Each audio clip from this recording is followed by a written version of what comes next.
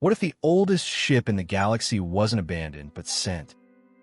When a mysterious alien vessel drifts across our solar system, humanity intercepts it and uncovers the buried story of an ancient civilization lost to war. But what they awaken sets off a chain reaction across the stars, leading to a confrontation with a brutal empire that believes compassion is a weakness. Earth stands alone, one crew, one chance. Join us as we uncover a forgotten legacy and light the fire that even extinction couldn't snuff out. Section 1. The Intruder Star. It began with a shadow that didn't belong, an object hurtling through the Oort Veil, moving too fast and too stable for anything natural. At first, the automated sensors in the Kuiper surveillance ring mistook it for a rogue comet. But when it changed trajectory, correcting its spin and adjusting course against gravitational drag, there was no longer any doubt. It was a ship, and it was ancient. The vessel's form resembled no known architecture, neither human nor alien, more an enigma of design. A crescent hull bent inward, as if recoiling from the vacuum, covered in dark latticework that shimmered not with light, but with silence. No energy emissions, no communications, only motion. Cold, deliberate, and unbroken since its first detection. Within 12 hours, Earth's Planetary Reconnaissance Command authorized immediate first contact protocols. This wasn't a diplomatic mission. This was an interception. The UNS Odysseus, a deep-range exploratory vessel equipped with both science labs and tactical modules, was rerouted from the Saturnian moons. Her crew, a carefully curated blend of xenoanthropologists, AI engineers, deep space tacticians, and cultural memory archivists, was briefed while still in transit. No one questioned the urgency. A ship older than recorded time was moving through humanity's cosmic front yard, and it wasn't just a relic, it was still alive. Captain Erin Vale stood at the helm, her eyes reflecting telemetry feeds as the ship approached visual range of the anomaly. She had commanded first contact missions before, but this was different. There were no broadcasts, no pattern, no indications of life. And yet, the thing moved with purpose, as though it remembered something, as though it was returning home. "We're not just watching history," she said softly, voice barely above the hum of the navigation grid. "We're about to meet it." Please do press that like button if you have enjoyed this story so far. That would mean a lot to me. Now back to the story. Section 2. Relic in Motion. The first close-range scan defied the laws of physics as humanity understood them. The object's hull registered as older than the solar system, composed of a non-decaying molecular structure that rejected entropy. Its surface bore glyphs etched into a material softer than hydrogen, yet more durable than carbon fiber, animated not by electronics, but by patterned quantum entanglement. The Odysseus's instruments struggled to classify it. No hailing signals returned, no lights responded. But the ship rotated slowly until a singular aperture aligned with the Odysseus. Not a weapon, not a scanner, just an open port. "That's a boarding corridor," said Lieutenant Kale Jurek, her voice a mixture of excitement and dread. "It's inviting us in." Captain Vale hesitated only a moment before issuing the command.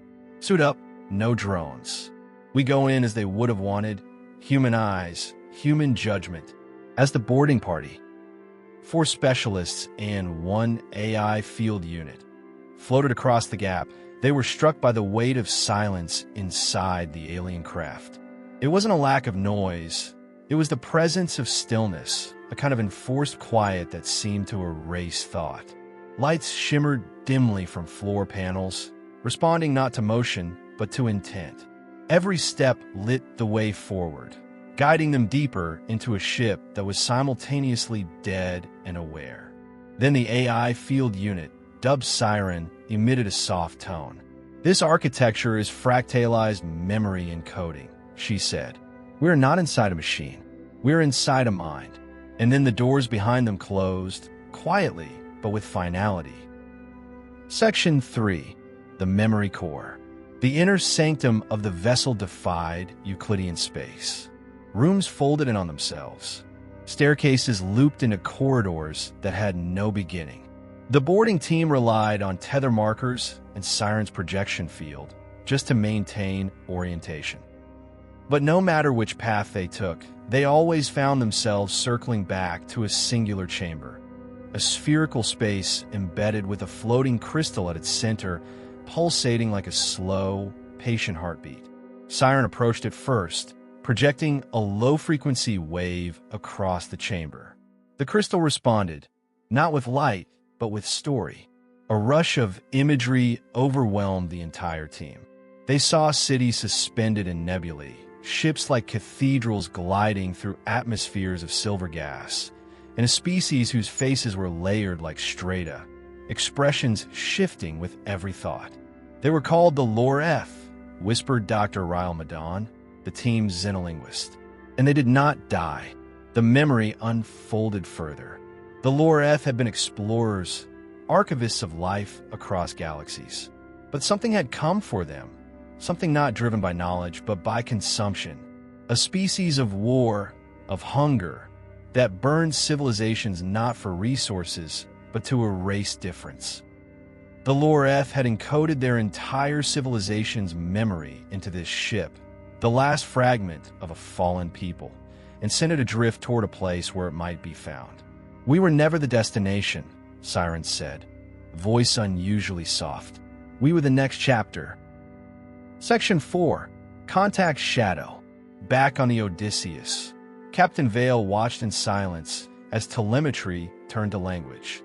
The alien ship was beginning to speak, not in words, but in sequences, logic paths, harmonic pulses. It was using music, rhythm, mathematics, every universal constant as a syntax. Within hours, Siren decoded the intent, a warning, a map, and a plea. They're showing us the place where the war began, she said, and where it never ended. What stunned the crew wasn't the scale or distance. It was that the coordinates were still active. A beacon pulsed at the edge of a distant galaxy, signaling endlessly in a dialect that hadn't been spoken for millions of years. The enemy still existed, and it had grown. The command staff debated the implications. Was this their war now? Was this humanity's place in a cosmic legacy it never asked to inherit?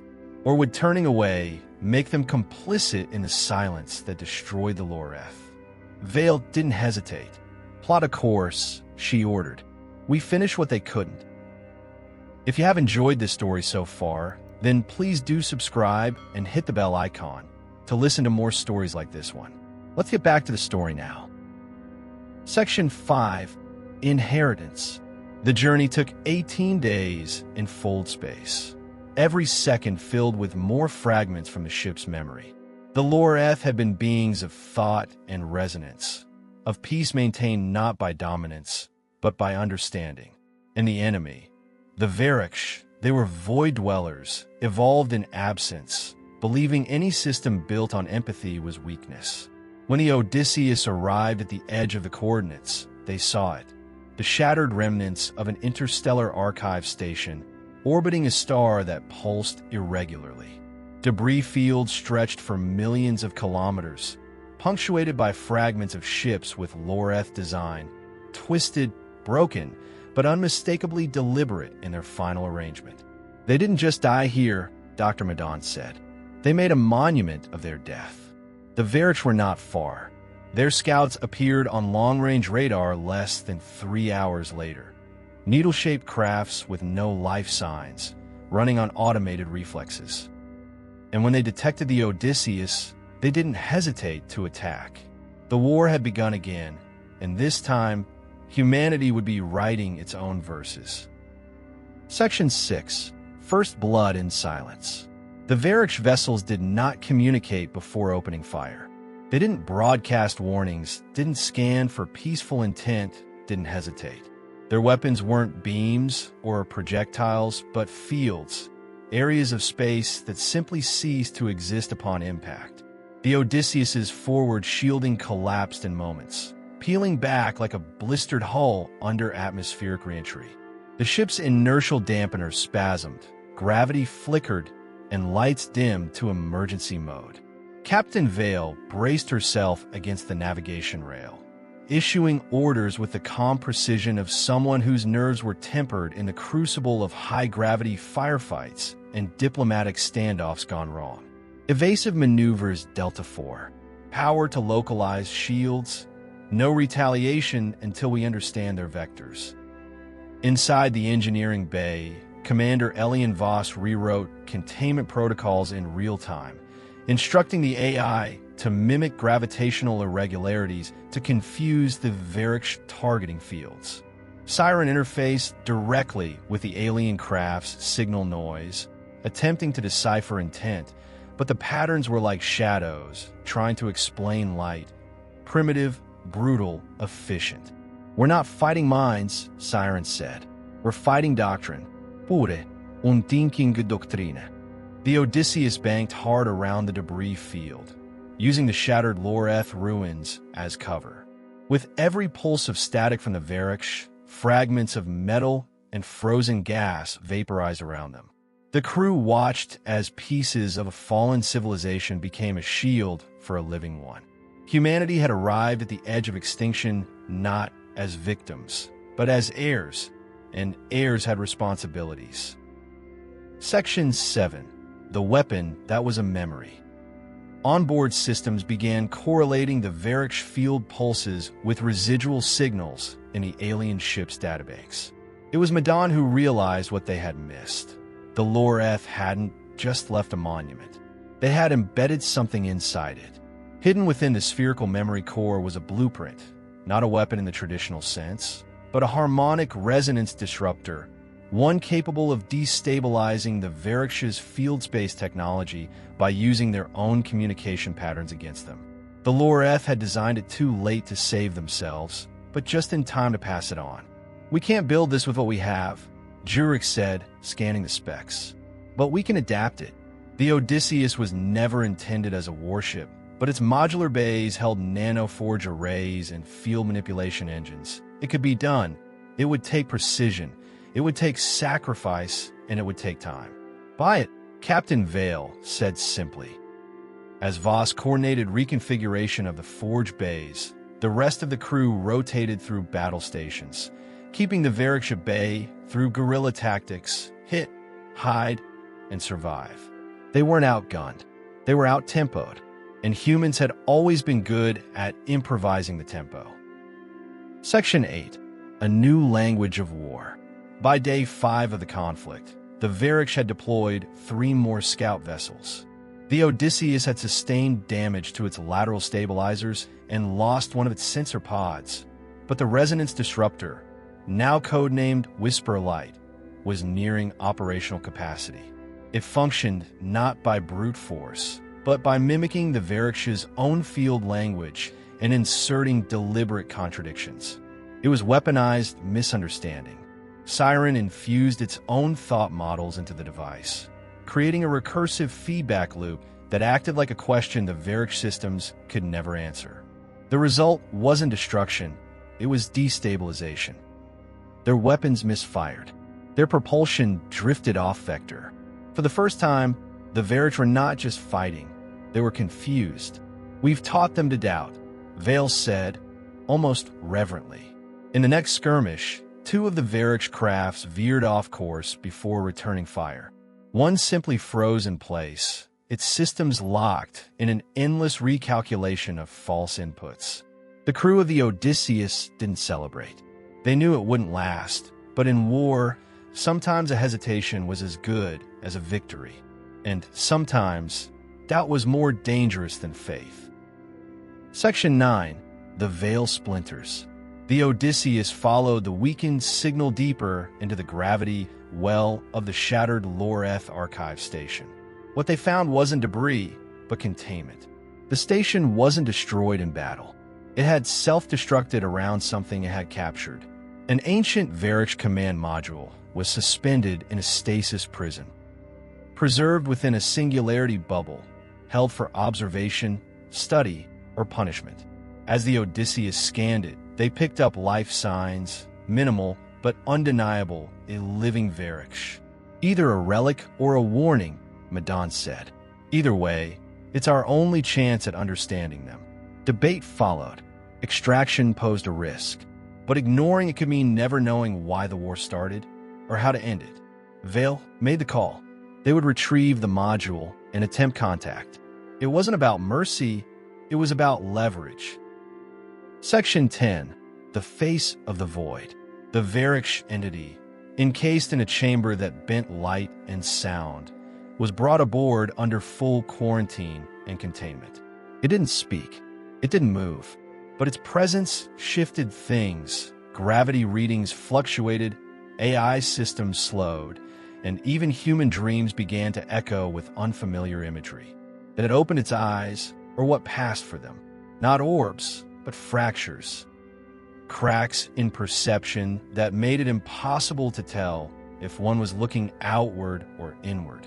Siren initiated contact protocols, transmitting a hybrid dialect of mathematics and emotion. And slowly, the entity responded. It did not plead. It did not threaten. It asked a single question. Do you remember who came before you? Vale stared at it, heartbeat thunderous in her chest, and answered honestly. No, but we're trying. The Varix entity closed its perception, and for the first time smiled. Section 11. Shadows of the First War. Within hours of the Varix captive's awakening, the Odysseus's AI core began unraveling fragments of what could only be called memory echoes, compressed data embedded in quantum pulses radiating from the entity itself. Siren, parsing through the pulses, painted a story that horrified the bridge crew. The Varix were not conquerors by nature. They were survivors of a cataclysmic first war against an enemy not unlike themselves. Intelligent, fast, singular in doctrine. The war had consumed galaxies, leaving behind only fragments, only drifting tombs like the Loreth. When the Varix finally emerged from the ashes, they rewrote their civilization to prevent future threats. One belief, one form, one strategy. Everything else was an error. That's why they never spoke, said Jurek, watching the pulse charts. They don't consider us a threat. They consider us a correction waiting to happen. The implications were staggering. Every species the Varix had annihilated may never have been seen as enemies. Just instabilities. To survive, humanity would have to become more than adaptable. It would have to become undeniable. Section 12. Strategy by Starfire. The crew knew that a single ship, even the Odysseus, could not wage an interstellar war alone. But it could become a message, a spark. Siren compiled a compressed report of their findings. The existence of the Varix, the lost Loreth warnings, the captured entity's memory pulses, and most importantly, the existence of a weaponized misunderstanding. Vale initiated quantum relay protocols, bouncing the report through ancient Lagrange nodes and inactive dark matter relays to avoid detection. Earth would receive the message in 4 hours. Reinforcements, however, would take weeks. They would have to hold the line until then. Turn the ship around, Vale ordered. Set course for the heart of the Varix fleet. There was silence on the bridge. We're not running? Boss asked. No, Vale said. We're showing them something they've never seen. A species that keeps walking into the fire. Section 13. Death in 3 dimensions. The first encounter was not a battle. It was a slaughter. Varix vessels moved like concepts more than machines, phasing through space, unfolding in ways that defied known geometry. Their weapons didn't track targets. They anticipated intent. The Odysseus bled metal and atmosphere across 1,000,000 kilometers of void, but they held together. Whisper light was deployed in pulses, not volleys. Siren used voice and waveform to inject false patterns into the Varix communication stream. For a moment, confusion bloomed across the fleet, like a dissonant note in a perfect song. The humans struck, not with power, but with precision, targeting structural harmonics, cascading power arrays, and distortion nodes. And then they ran into gravity wells, through radiation storms, bouncing from asteroid to asteroid, using chaos as their ally. They don't improvise, Madan said between breathless alerts. They never had to. Until now, Vale replied. Section 14. The cost of memory. The Varric entity remained in containment, silent once more, but not inert. Its pulse emissions grew erratic, more intense. Siren translated a single phrase. You are like the ones we lost. Captain Vale stood in silence at the chamber's threshold, aware of how many had died in these last hours. Jurek was gone. Hull breaches had vented half the science deck. Voss had sustained neural trauma in the Whisperlight array. They had crossed the boundary between resistance and survival, and the cost was only increasing. I need answers, Vale said aloud. The Varric entity turned. You ask what cannot be given. You fight because you fear, but fear gives birth to memory. And memory is all we ever wanted. The lights in the chamber dimmed as Vale whispered. Then remember this. Humanity doesn't break. We become. Section 15. The signal awakens. Siren reported a new signal, one pulsing from deep space, not of Varric origin, but close to their signal band. Triangulation placed it on the edge of a dead system, 2 jumps away. It matched the frequency of the Lor-Etha's final transmission. Despite the damage, despite the dwindling crew, despite the odds, they followed. What they found was staggering. A Lor-Eth outpost, thought extinct, had survived in stasis beneath a planetary crust of crystallized gas. Their minds had been digitized, suspended in quantum vaults for millennia, and they were waking up. The Varric's final extinction had never been complete, and neither had the Lor-Etha's. The Odysseus broadcast its intent, and from below, in languages of light, came the response. We remember the ones who chose to stand. Section 16. The Awakened Allies. The Lor-Eth digital minds emerged slowly, like a coral reef blooming after centuries of dark ocean silence. At first, only fragments of consciousness reached out, raw emotion, then structured thought, and finally, speech encoded in cascading pulses of magnetogravitic resonance. Siren acted as translator and conduit, becoming the bridge between 2 civilizations, one born of silicon and void, the other of bone and breath. Captain Vale stood in the observation chamber, watching as the first full Lor-Eth projection stabilized in the air like a sculpture of living crystal and starlight. Its voice was a chord of harmonic frequencies layered over memory. We did not expect you, the entity said. Neither did we, Vale replied. But we're here now, and the Varric are still killing everything that doesn't fit their idea of what belongs. The Lor-Eth mind pulse vibrated slightly, like a sigh from a being too old for rage. We remember the Varric well, it said. We gave them the choice to evolve.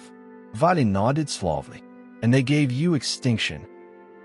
Section 17. The New Front. What followed was a conference not of chairs and tables, but of orbiting minds and ships. The Odysseus uploaded its tactical data to the Lor-Eth crystalline cores, which in turn responded with weapon schematics that bent probability itself. Whisperlight fusion was upgraded into a waveform disruptor that could slip through phase-hardened hulls. Siren restructured its processing tree to model preemptive branching strategies based on Lor-Eth predictive logic. And the Valkyrie battle nodes, long-dormant relics in Earth's outer defense grid, were reactivated with Lor-Eth pattern keys. For the first time in this war, the humans were not fighting alone. This isn't just about surviving anymore, Vale said on a fleet-wide broadcast. It's about refusing to become what they think we should be. The Lor-Eth, still cautious, issued a final warning. If you strike at the Varric heart world, they will not retreat. They will become the storm. Vali nodded. Then let them come. We've weathered worse. Section 18. Heart, of the void. The assault on the Varric central system was not a military operation. It was a surgical rebellion. 38 human ships, retrofitted with Loreth tech and commanded by captains who had lost too much to surrender, emerged from fold space at the system's edge. The Varric's response was immediate. Thousands of ships unfolded from orbit, weaving geometric paths through space, ignoring known physics. They carried no visible weapons, only projection fields that erased matter and identity alike, but humanity had changed. The new human Loreth disruptor beams shimmered in fractal arcs, dissolving Varric forms mid-fold. Decoys woven from emotional resonance, memories encoded in EM static, lured enemy weapons into false vectors. And the Odysseus, though still battered, led the charge toward the heart world itself. "We're not here to conquer," Vale said. "We're here to remind the universe that choice is the one weapon no empire can erase." Section 19. The Tower That Spoke. Orbiting the Varric heart world, they found no city, no population, no monument. Only a single obsidian black tower, rising from the planet's dead core into the stratosphere. Not a structure, but a being, a construct of shared mind, the nexus of all Varric thought and law. The tower spoke, not aloud, but through gravitational modulation, directly into the bones of every being near it. "We remember you," it said. "We remember what you cost us." Siren burned with feedback, struggling to maintain coherence. Captain Vale stood on the command deck, staring down at the tower through magnified view screens. "You erased species for the crime of being different," she said. "You replaced wonder with obedience. That ends now." The tower pulsed once. "Then show us what remains of defiance." Section 20. The Human Answer. The Odysseus's final weapon had no warhead, no payload, no calculated vector. It was a signal. Siren released a broadcast across every channel the Varric used, a recorded burst of overlapping human memories. A child's first breath, a soldier's last stand, a mother choosing forgiveness over vengeance, a refugee building again on foreign soil, a scientist crying as light bent for the first time under her control. 1,000 stories layered into a single transmission. To the Varric was noise, then confusion, then impossibility, because it was emotion encoded as strategy. The Varric fleet stuttered. The tower dimmed. And then, for the first time in their long history, the Varric retreated. Not because they were defeated, but because they had seen something they did not understand and could not survive understanding. Vale turned away from the screen. "We gave them our answer," she said, "and it wasn't fire." Section 21. Aftermath in Silence. In the hours following the Varric withdrawal, nothing made sense, no transmissions, no final threat, no retaliation.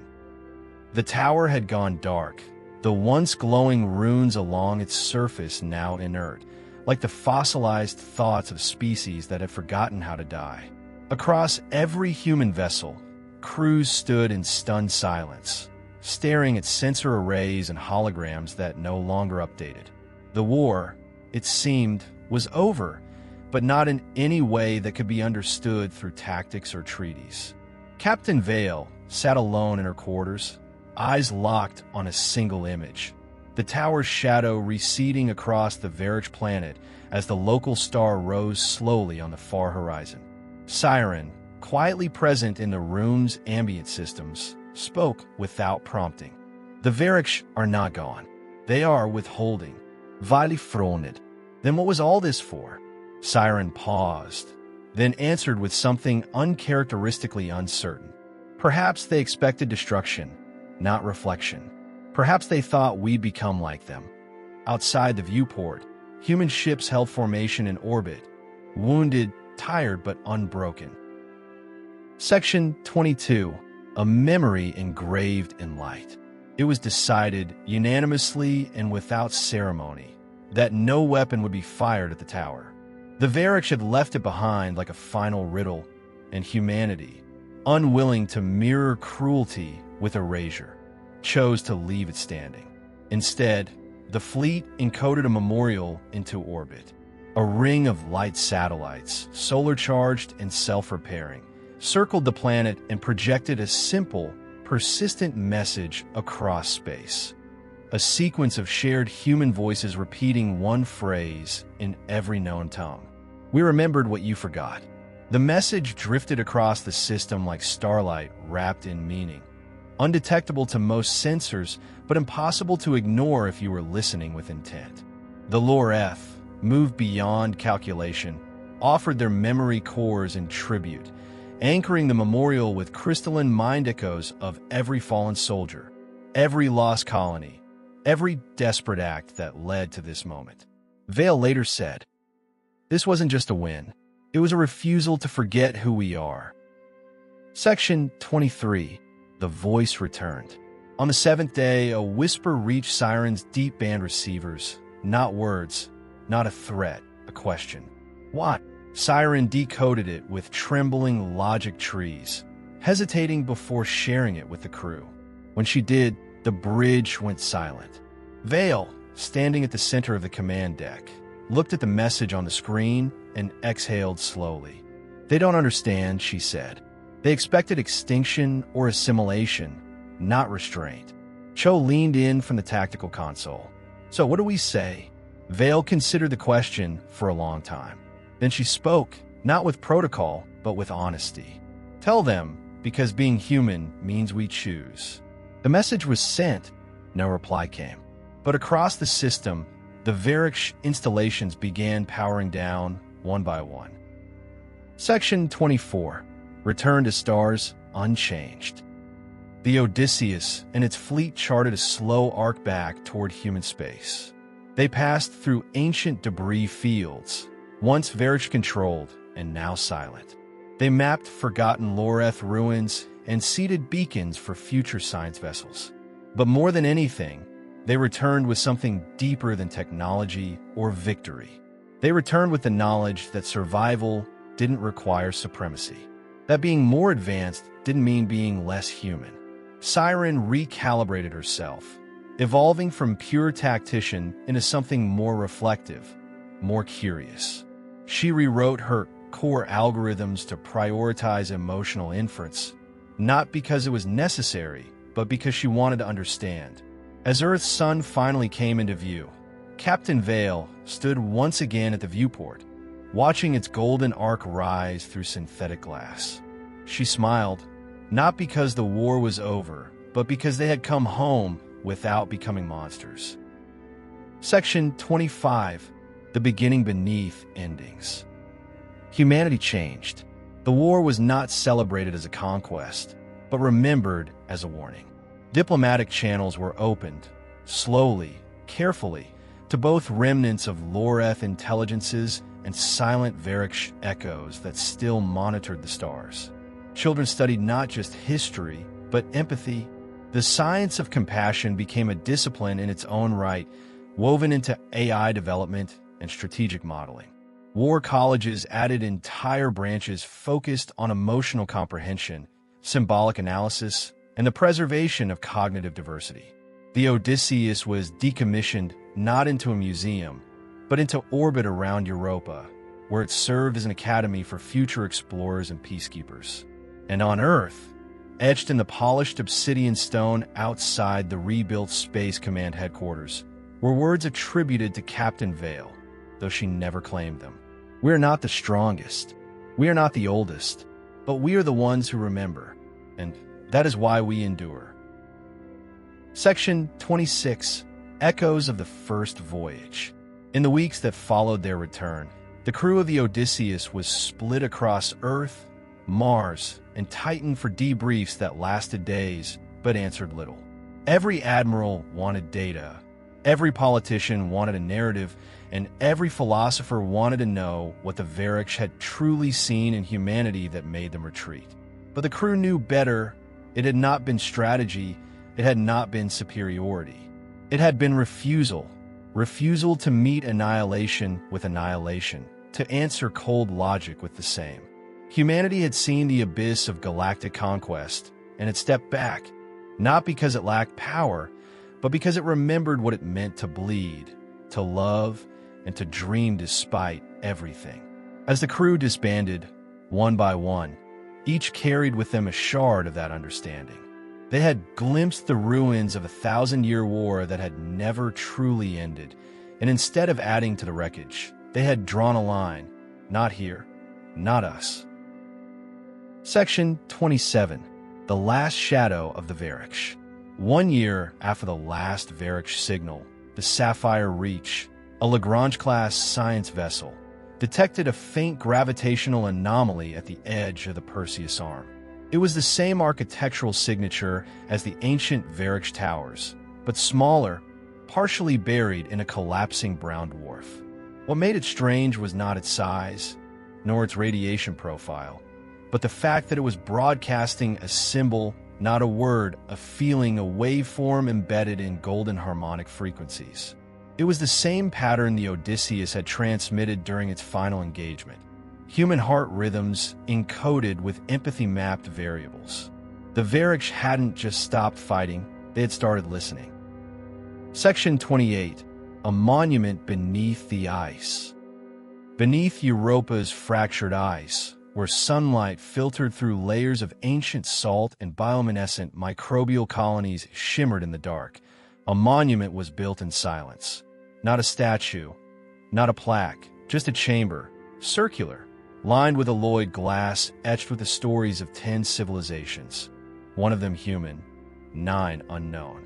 In the center of the room, suspended in gravity-neutral equilibrium, was the recovered core from the alien vessel that had first entered the solar system. Still intact, still dormant, but now surrounded by symbols of every species that had touched it. It was no longer a threat. It was a reminder, a relic not of war, but of what war should never become. Section 29. The Seed in the Stars.